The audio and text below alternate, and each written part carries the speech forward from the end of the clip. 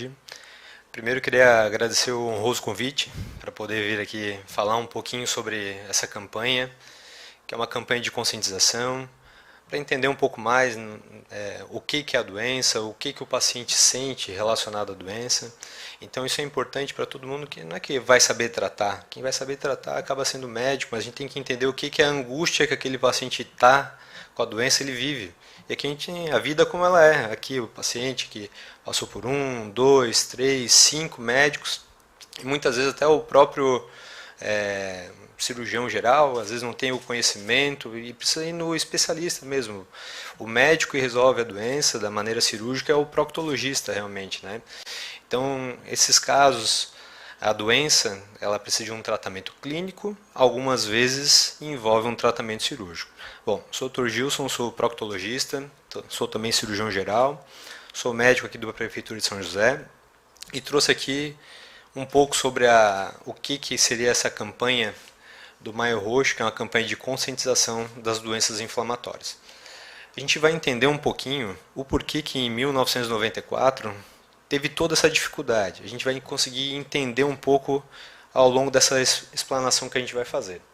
Porque a doença inflamatória intestinal, e quando eu falar doença inflamatória intestinal, eu estou falando sobre a retocolite e a doença de Crohn. São basicamente as duas doenças que fazem parte das doenças inflamatórias intestinais.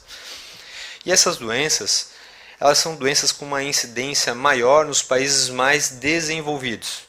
E a gente tem uma incidência menor nos países subdesenvolvidos. E o Brasil vem numa crescente em fase de desenvolvimento, e isso, por consequência, também vem trazendo um aumento da incidência da doença.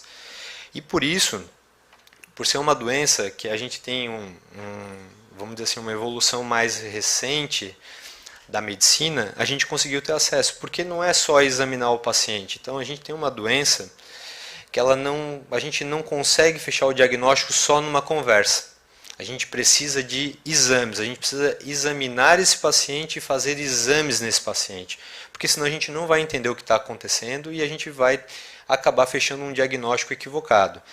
E o diagnóstico da doença inflamatória intestinal, ele é um diagnóstico extremamente difícil. Não é um diagnóstico fácil, é um diagnóstico que envolve dados clínicos, laboratoriais, e a gente vai entender um pouquinho mais adiante. Então, só para ter uma noção, a doença, ela na verdade existe relatos da doença desde antes de Cristo. Na literatura já, falando de pacientes com diarreia crônica, que quando iam fazer investigação desses cadáveres, viam que tinham feridas no intestino, mas ninguém entendia o que estava acontecendo. Eram pessoas que tinham diarreia, sangramento, no final acabavam morrendo de alguma complicação da doença, mas não se entendia. Na sequência, foi passando o tempo, uma diarreia com um padrão diferente, alguns pacientes viviam mais, outros menos, e só em 1859, que no Hospital de Londres, ali, o Guildford Hospital, teve essa descrição pela primeira vez. Mas entre descrever a doença pela primeira vez e a gente ter uma descrição completa com os aspectos patológicos da doença, foi só em 1931, ou seja, a gente não está nem falando de um século de descobrimento da doença de uma maneira mais fiel. E no ano seguinte, em 1932, o primeiro trabalho com 14 casos publicados, e só em 1959 que começou a se diferenciar entre as duas doenças, entre a retocolite e a doença de Crohn. Essa doença, ela tem uma incidência mais em adultos jovens e adolescentes, e ela tem um segundo pico de incidência após os 50 anos, mas ela pode pegar a partir de qualquer idade, e até uma leve prevalência maior em mulheres. Aqui, para a gente entender um pouco a doença de Crohn não é assim, não é uma doença que você nasce com ela é um conjunto de fatores. Então, existem os fatores ambientais, existe uma suscetibilidade genética, existe uma resposta imune alterada e também tem uma relação com a microbiota intestinal. E a associação desses fatores acaba sendo o que desenvolve a doença.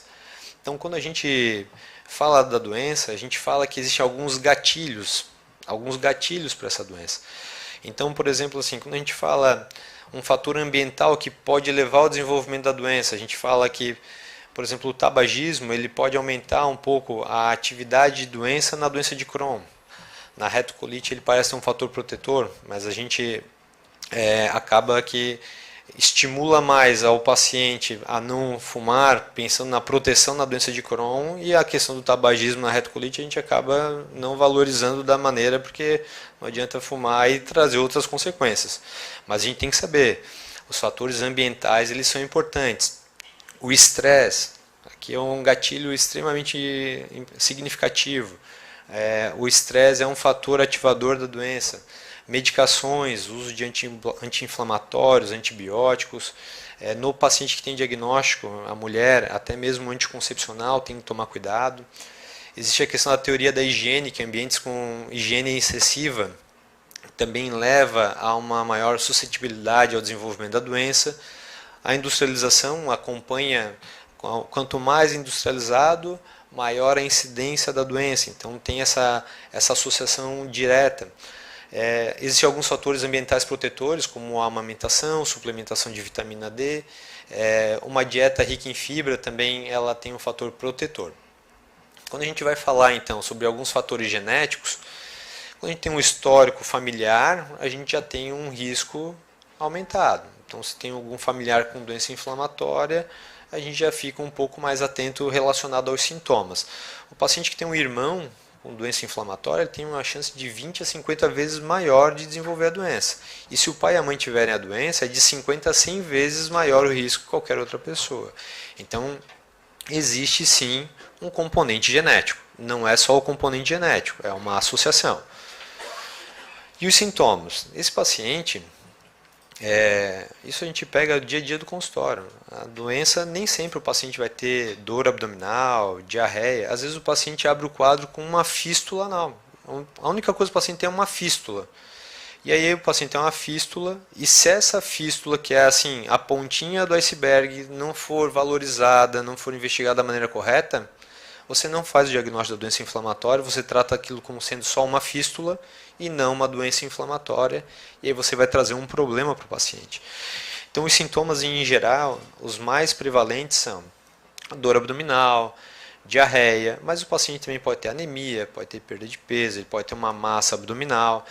O paciente também ele tem um quadro que é muito característico, que é o tenesmo e a urgência evacuatória. O paciente tem a doença inflamatória intestinal, às vezes ele tem o quê? Deu vontade de fazer cocô, ele não consegue segurar, ele tem que ir no banheiro. Então assim, depois, não tem um depois para esse paciente. E às vezes o paciente tem a vontade, ele chega ao banheiro e não sai nada. É só aquela sensação e aquela vontade, às vezes sai um pouquinho de muco e parece que ele fez o que precisava fazer. Mas é uma coisa que o paciente às vezes evacua 5, 6, 10, 15 vezes ao dia. Isso é um fator limitante. A qualidade de vida da pessoa vai embora. 30 vezes ao dia, quem é que vai viver assim? A pessoa não vai sair do banheiro. Então, assim, é um fator que tem um impacto social para essa pessoa de convivência. A pessoa não vai na padaria, a pessoa não vai no mercado, ela não consegue sair. E a gente precisa estar atento a isso. A gente precisa saber orientar esse paciente, tratar esse paciente, e o paciente muitas vezes passa 1 ano, 2 anos e ninguém dá o diagnóstico. E é uma coisa assim que é alarmante, o paciente perde toda a liberdade social porque não tem mais qualidade de vida. E aí tem alguns sintomas que são um pouquinho mais chamativos, que chamam um pouquinho mais atenção. Que aí que o paciente já tem um despertar noturno, começa a acordar de noite por causa das evacuações. É o paciente que às vezes abre o quadro com uma fístula anal, e às vezes é uma fístula anal simples, ou pode abrir com uma fístula complexa, ou ele tem uma úlcera anal, ou ele tem uma fissura crônica. Então, não é 1 nem 2 pacientes que a gente vai operar, o paciente vem com uma fístula típica. Olha, é uma fístula simples. Durante a investigação, diagnóstico de uma doença inflamatória intestinal. Muda totalmente o tratamento desse paciente. O tratamento de uma fístula por uma doença inflamatória, ele não é o mesmo tratamento para uma fístula simples que não tem relação com a doença inflamatória. E existe também as outras manifestações que são extraintestinais. Às vezes o paciente pode abrir o quadro com uma manifestação oftalmológica, dermatológica ou até mesmo reumatológica, né? Então aqui a gente pode ter lesões na pele, pode ter manifestações articulares, edema de articulações. No olho também pode ter uveíte, pisclerite, pode ter lesões mais profundas de pele. Então, o paciente nem sempre ele vai vir o paciente com os sintomas típicos. Às vezes o paciente pode não ter nenhuma manifestação do trato gastrointestinal e abrir com outras manifestações sistêmicas. Então, o diagnóstico ele é um desafio não só para o proctologista, mas para todo e qualquer médico que vai investigar o paciente. Ele tem sintomas que são variáveis, ele tem sintomas que fazem diagnóstico com outras doenças e a gente não consegue numa conversa o diagnóstico, a gente vai sempre precisar de exames complementares. E é por isso, por precisar de exames complementares, que a gente pode falar que lá no início do problema e o fato da doença ter menos de um século, a gente não tinha colonoscopia há 100 anos atrás. A gente não tinha acesso à patologia como a gente tem hoje, os marcadores. Não vou nem falar do tratamento, né? O tratamento da doença inflamatória desenvolveu muito nos últimos anos. Então, assim, é algo que vem ganhando o espaço que merece e vem havendo cada vez mais medicações melhores, com menos efeitos colaterais e que trazem de volta uma vida normal para esse paciente.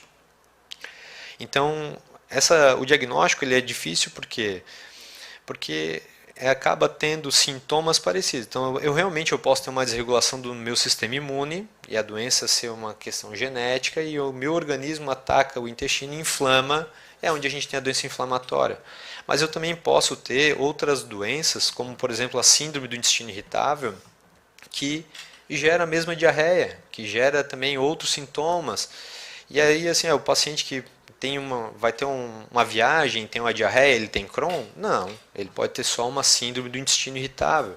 Então, tem pacientes que por exemplo, uma gastroenterite aguda, o paciente tem uma diarreia por 2 semanas, ele vai ter Crohn? Não, não necessariamente. Ele pode ter tido uma gastroenterite, uma diarreia mais invasiva e está se recuperando. Existem outras doenças também que dão diarreia, né? Tumores, inflamações, tuberculose, enfim. Então aqui, quando a gente olha a gente tem um paciente com um quadro de diarreia e a gente pede para esse paciente uma colonoscopia, é imprescindível para fazer qualquer diagnóstico uma colonoscopia. A gente vê aqui à esquerda 4 imagens que não tem como dizer que esse intestino é igual ao da direita, onde o intestino é bonitinho, com a circulação preservada. Aqui a gente consegue ver essas partes brancas que tem nessas fotos da esquerda, são úlceras. São úlceras profundas, com inflamação, com fibrina, com pólipos inflamatórios. E é essa alteração que gera todos os sintomas. Então, o diagnóstico ele é baseado em dados clínicos, laboratoriais, colonoscopia com a biópsia e, em alguns casos, também exames por imagem. Então, esse perfil ele vai ser um desafio para o médico. Não há diagnóstico de doença inflamatória sem exame complementar. Não existe. E se não tiver uma boa associação entre todos os exames, a gente pode errar o diagnóstico.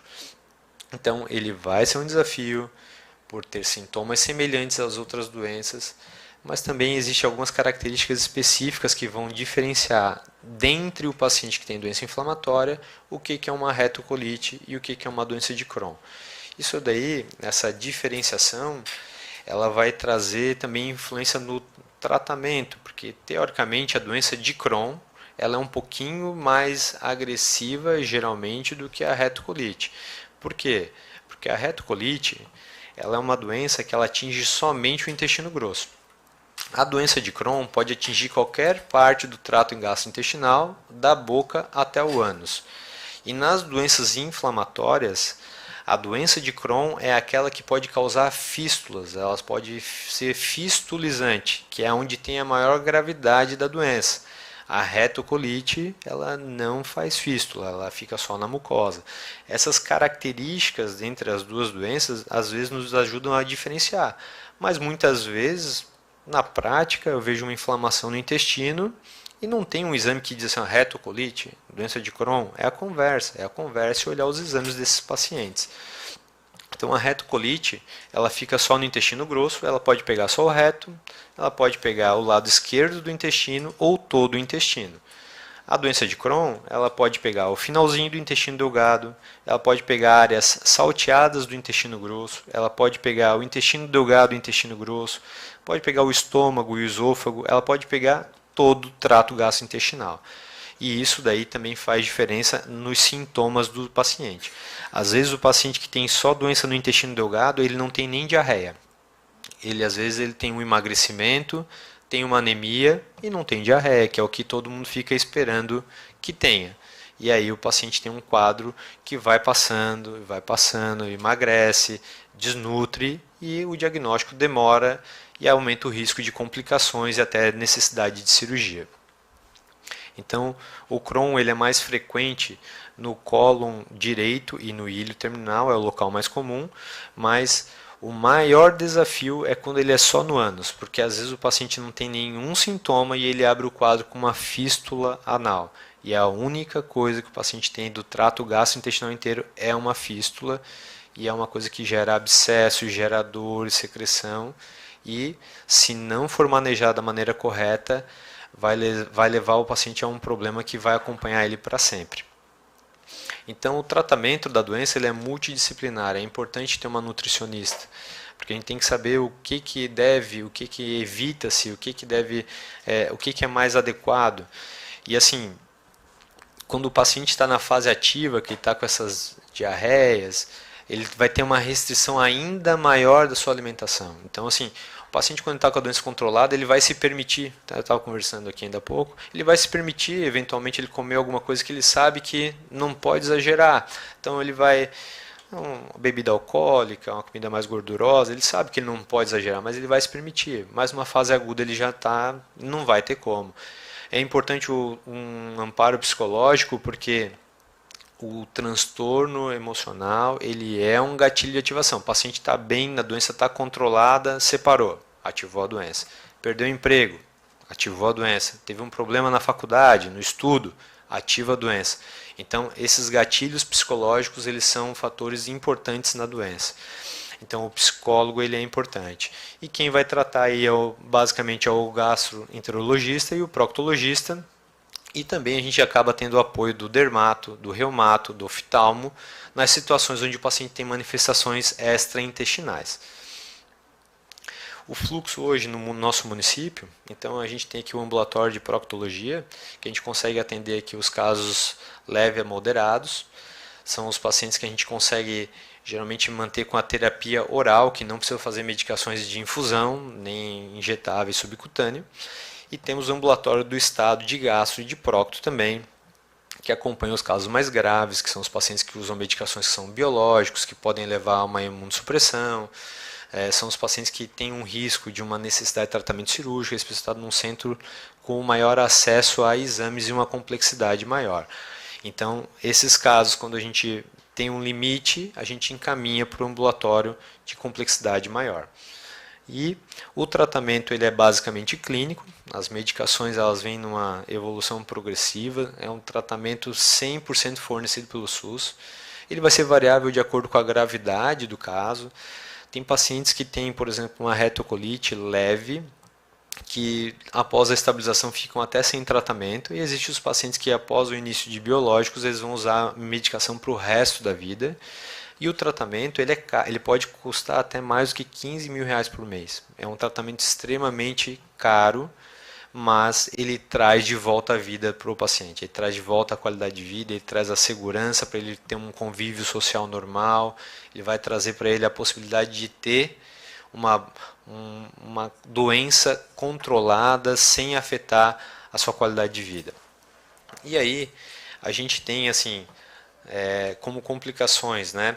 A doença inflamatória, quando ela não for bem tratada, ela aumenta o risco de neoplasia. Isso é um fato.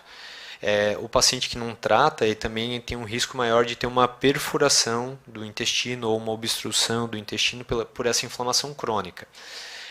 Existe o risco de complicações relacionadas ao tratamento, porque se o paciente usa uma medicação que é imunossupressora, ele também corre o risco relacionado a infecções oportunistas. Tem algumas vacinas que o paciente não pode tomar, Então, alguns cuidados são importantes.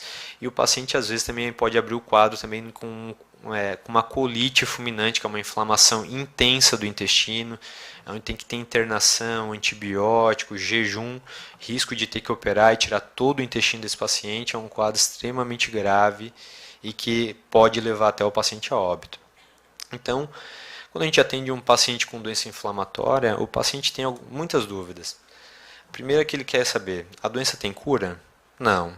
E a gente tem que saber conversar com esse paciente, a gente tem que mostrar para ele que apesar da doença não ter cura, ele vai ter uma vida normal. Ele pode passar trabalho um pouquinho no início do diagnóstico, até ele ter uma estabilização do tratamento, talvez ele passe por 1, por 2, por 3 médicos, até chegar em alguém que vai acertar o diagnóstico e vai conseguir passar para ele um tratamento que vai trazer de volta para ele a qualidade de vida, mas ela não tem cura. A vida volta ao normal para muitos desses pacientes, mas cura hoje a gente não tem essa resposta.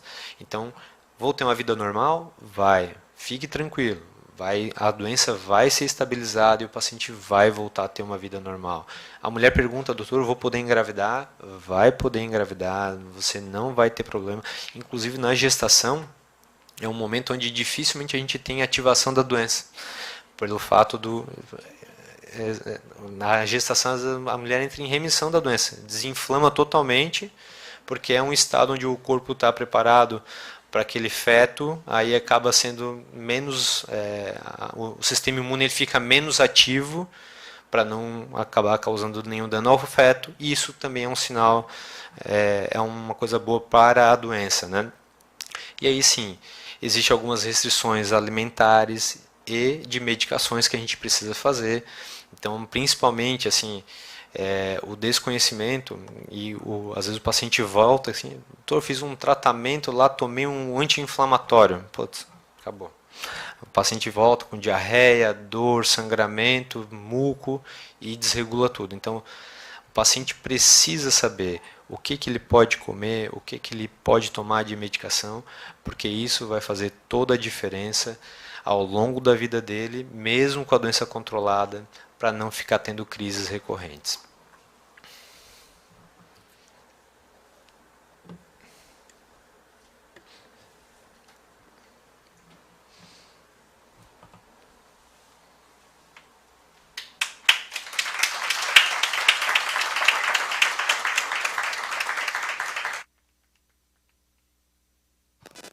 Obrigado, doutor Gilson, pela bela apresentação. Acho que ficou bem, né? Se alguém tem alguma dúvida, quiser fazer alguma pergunta também, o doutor, é o momento, né? Pode se manifestar e fazer alguma pergunta.